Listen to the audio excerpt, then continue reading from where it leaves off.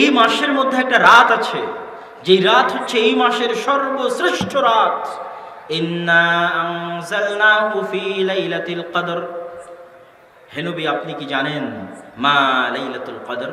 লাইলাতুল কদর কি? লাইলাতুল কদর সম্পর্কে কি আপনি কি জানেন? লাইলাতুল কদর হচ্ছে খায়রুম মিন আলফি শাহর, 1000 মাস তথা 83 বছরের কাছাকাছি, 83 থেকে 84 বছরের কাছাকাছি 1000 মাস ইবাদত করলে, টানা প্রতি সেকেন্ড ইবাদত করলে, 1000 মাস টোটাল ইবাদত করলে, 1000 মাসে বিরতি দিয়ে দিয়ে 5 ওয়াক্ত সালাত, এটা নয়। 1000 মাসের শুরুতে ইবাদত শুরু করেছে, শেষে ইবাদত শেষ করবে। টোটাল 1000 মাস খালি ইবাদতই করতে থাকবে, তথা টোটাল জন্ম থেকে 83 বছর পর্যন্ত সিজদাতে পড়ে আছে, আল্লাহর তাকবীর এবং তাসবিহ তাহলিলেই পড়ে আছে, কোনো বিরতি ছাড়া, কোনো বিশ্রাম ছাড়া। এই রকম ইবাদতের চেয়েও উত্তম, সমান নয়, ভুল বুঝিয়েন না। 1000 মাস টানা ইবাদত করলে যা নেকি হবে তার সমান, তার সমান, তার চাইতে উত্তম। খায়রুম মিন আলফি শাহর, 1000 মাস টানা ইবাদত করলে যা নেকি হবে তার চেয়ে উত্তম, তার চেয়ে বেশি, তার চেয়ে দামি একাই এক রাত। সেই রাতের নাম হচ্ছে লাইলাতুল কদর। এই রাতে কি হয় আপনি জানেন? তানাজ্জালুল মালায়েকাতু ওয়ার রূহ। এই রাতে পৃথিবীর এমন ইঞ্চি, 1 ইঞ্চি জমি এবং মাটি খালি থাকে না, যে 1 ইঞ্চি জমি এবং মাটিতে আল্লাহর ফেরেশতা থাকে না। আল্লাহু আকবার। পৃথিবীর কোনো ইঞ্চি মাটি, একটা ধূলিকণা, একটা বালিকণা খালি থাকে না, যেই ধূলিকণা বালিকণায় আল্লাহ সুবহানাহু ওয়া তাআলার ফেরেশতা আসমান থেকে রহমত এবং বরকত নিয়ে অবতীর্ণ হয় না। কেন? এই রাতের এত বিশালতা, এত মহত্ব কি জন্য? ইন্না আনজালনাহু ফি লাইলাতুল কদর। পৃথিবীর মধ্যে আমার অস্তিত্বের একমাত্র নিদর্শন, যেটা আমার অস্তিত্বের সাথে সম্পৃক্ত ডাইরেক্টলি, ওই জিনিস, সেটা হচ্ছে কোরআন। ওটা একমাত্র, ওই একমাত্র জিনিসটাই মহান রাতে অবতীর্ণ হয়েছে। এই জন্য এই রাতের এত সম্মান। এই রাতের প্রস্তুতিতে আসমান থেকে সকল ফেরেশতা পৃথিবীতে নেমে আসে। এই রাত 83 বছরের চাইতে বেশি ইবাদত করার চাইতে বেশি বেশি উত্তম। সে রাতের নাম হচ্ছে লাইলাতুল কদর। এই লাইলাতুল কদর আছে রমজান মাসের মধ্যে। মান কামা লাইলাতুল কদরি ঈমানান ওয়া ইহতিসাবান গুফিরা লাহু মা তাকাদ্দামা মিন যামবি। যে লাইলাতুল কদর ঈমানের সাথে পেয়ে গেল, নেকির আশায় পেয়ে গেল, তার অতীতের সকল গুনাহ ক্ষমা, অতীতের সকল গুনাহ মাফ। আল্লাহু আকবার। আল্লাহ সুবহানাহু ওয়া তাআলা আমাদেরকে লাইলাতুল কদর পাওয়ার তৌফিক দান করুক। আল্লাহুম্মা আমিন। সম্মানিত উপস্থিতি, তাহলে রমজানকে কেন্দ্র করে, রমজান মাসকে লক্ষ্য করে আমরা কি দেখলাম? রমজান মাসের মহত্বে আল্লাহ সুবহানাহু ওয়া তাআলা আসমানের দরজা খুলে দিচ্ছেন, জান্নাতের দরজা খুলে দিচ্ছেন, জাহান্নামের দরজা বন্ধ করে দিচ্ছেন, শয়তানকে শৃঙ্খলাবদ্ধ করছেন। রমজানে সিয়াম রাখলে অতীতের গুনাহ মাফ, তারাবির সালাত আদায় করলে অতীতের গুনাহ মাফ, লাইলাতুল কদর পেলে অতীতের গুনাহ মাফ। রমজান এমন একটি মাস যেই মাসে কোরআন অবতীর্ণ হয়েছে। রমজান এমন একটি মাস যেই মাসে লাইলাতুল কদর আছে। রমজান এমন একটি মাস যেই মাসে ওই রাত আছে যেই লাইলাতুল কদরে আল্লাহ সুবহানাহু ওয়া তাআলা পবিত্র কোরআন অবতীর্ণ করেছে। এগুলো সব মিলে গোটা রমজান মাস হচ্ছে পরিপূর্ণ ইবাদতের একটা ফুল প্যাকেজ, যার জন্য মানুষের আগে থেকেই রাখতে হবে কোরআনকে লক্ষ্য করে, কোরআনকে কেন্দ্র করে। এমনিতেই তো কোনো মুসলমানের সন্তান বিনা কোরআনে পৃথিবী থেকে বিদায় নিতে পারে না। যেমন আল্লাহ বলেছে, লা তামুতুন্না ইল্লা ওয়া আনতুম মুসলিমুন। তোমরা মৃত্যুবরণ করিও না যতক্ষণ না তোমরা মুসলমান হয়েছো। মুসলিম না হয়ে মৃত্যুবরণ করিও না। সেরকম কোরআন পড়া না জেনে মুসলমান দুনিয়া থেকে বিদায় নিতে পারে না, অসম্ভব। কোরআন অতীব গুরুত্বপূর্ণ, অতীব দামি এক কিতাব, যা আল্লাহ সুবহানাহু ওয়া তাআলা এই জাতি, এই কওমকে দিয়েছেন। রাসূলুল্লাহ সাল্লাল্লাহু আলাইহি ওয়াসাল্লাম বলেছেন, ইন্নাল্লাহা ইয়ারফাউ বিহাদাল কিতাবি আকওয়ামান ওয়া ইয়াদউ বিহি আখারিন। দাড়ি পাল্লার যেমন 2টা পাল্লা থাকে, বাটখারা 2 দিকে যদি সমান সমান দেন তো দাড়ি পাল্লার এই 2টা পাল্লা সমান সমান দাঁড়িয়ে থাকবে। বাটখারা যদি একদিকে বেশি দেন আর পাথর যদি আর একদিকে কম দেন, এটা নেমে যাবে, এটা উপরে উঠে যাবে। তো এই 2 দিকের, এক দিকের বাটখারায় আছে কোরআন, আর একদিকে আছে মুসলিম উম্মাহ।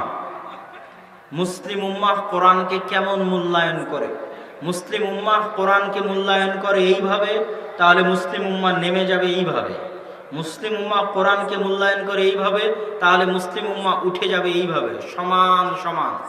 আপনার সমাজে, আপনার দেশে কোরআনের মূল্যায়ন এইরকম, আপনার সমাজ, আপনার দেশের সারা পৃথিবীতে মূল্যায়ন এরকম। 1 ইঞ্চি কম বেশি হবে না, 1 চুল কম বেশি হবে না। আপনার দেশ, আপনার সমাজ, আপনার ব্যক্তিগত জীবনে কোরআনের মূল্যায়ন এরকম, সারা পৃথিবীতে আপনার মূল্যায়ন এরকম। এই কথা রাসূল সাল্লাল্লাহু আলাইহি ওয়াসাল্লাম এই হাদিসে বলছেন যে ইন্নাল্লাহা ইয়ারফাউ বিহাযাল কিতাব, এই কিতাব দিয়ে এভাবে উঠিয়ে দিবেন আর এই কিতাব দিয়ে এভাবে নামিয়ে দিবেন এই উম্মতের এক দলকে। কোন দলকে উঠিয়ে দিয়েছেন? আবু বকর, ওমর, ওসমান, আলী, তাদেরকে উঠিয়ে দিয়েছেন কোন কিতাব দিয়ে? এই কোরআন দিয়ে। তাদের জীবনে কোরআনের মূল্যায়ন ছিল। ওমর ইবনুল খাত্তাব রাদিয়াল্লাহু তাআলা আনহু যেদিন ফিলিস্তিন বিজয় করতে যান, পৃথিবীর ইতিহাসের যদি ব্যাপক বিপ্লব সৃষ্টিকারী বড় বড় ঘটনা থাকে, যেমন আপনি বলতে পারেন বাংলাদেশের সবচেয়ে বড় ঘটনা কি, বলতে পারেন 1971-এর যুদ্ধ। বাংলাদেশের সবচেয়ে বড় ঘটনা কি, তাহলে আপনি হয়তো বলতে পারেন যে 47-এর দেশ স্বাধীন।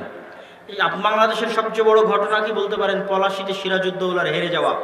এইরকম পৃথিবীতে যে বড় বড় ঘটনা ঘটতে পারে, সেরকম বড় ঘটনার পৃথিবীর সবচেয়ে বড় ঘটনাগুলোর একটা মুহাম্মদ সাল্লাল্লাহু আলাইহি ওয়াসাল্লামের পৃথিবীতে আসার পরে যেই ঘটনার দাম সবচেয়ে বেশি, মুহাম্মদ সাল্লাল্লাহু আলাইহি ওয়াসাল্লামের পৃথিবীতে আসা যাবে না, একটা বিশাল ঘটনা।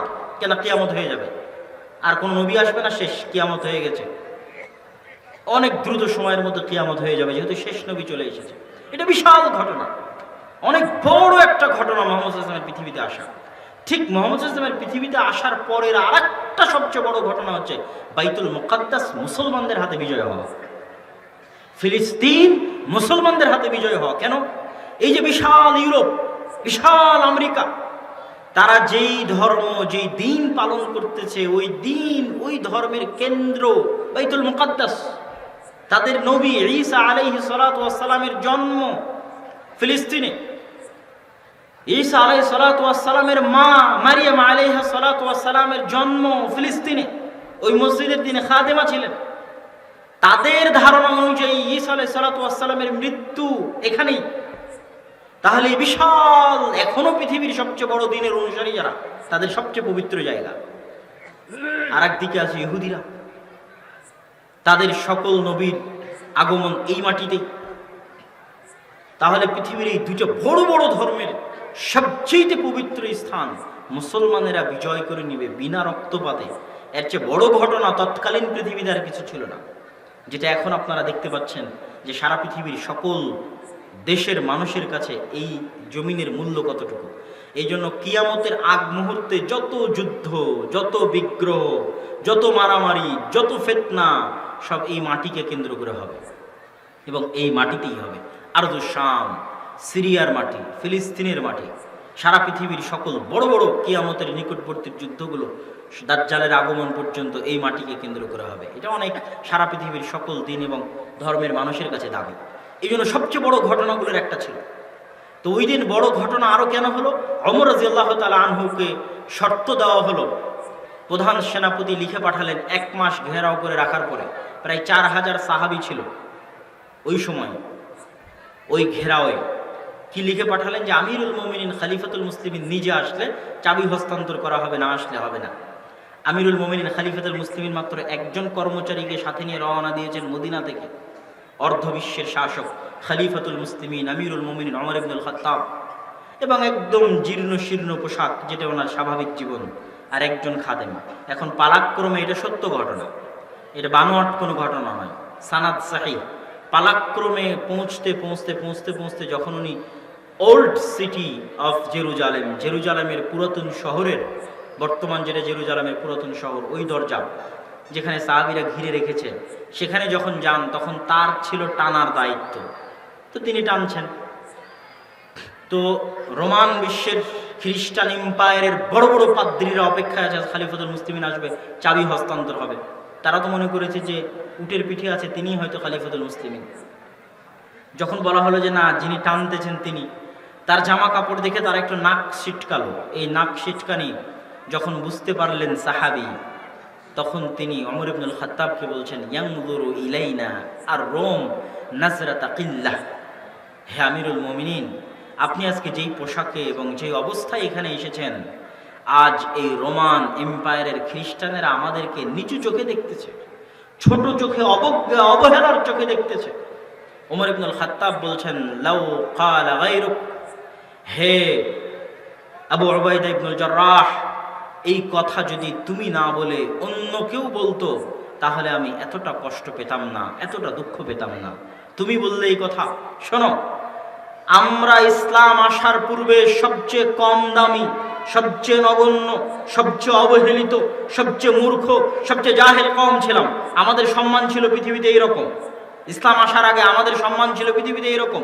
ইসলাম আসলো, আল্লাহর কিতাব আসলো, কোরআন।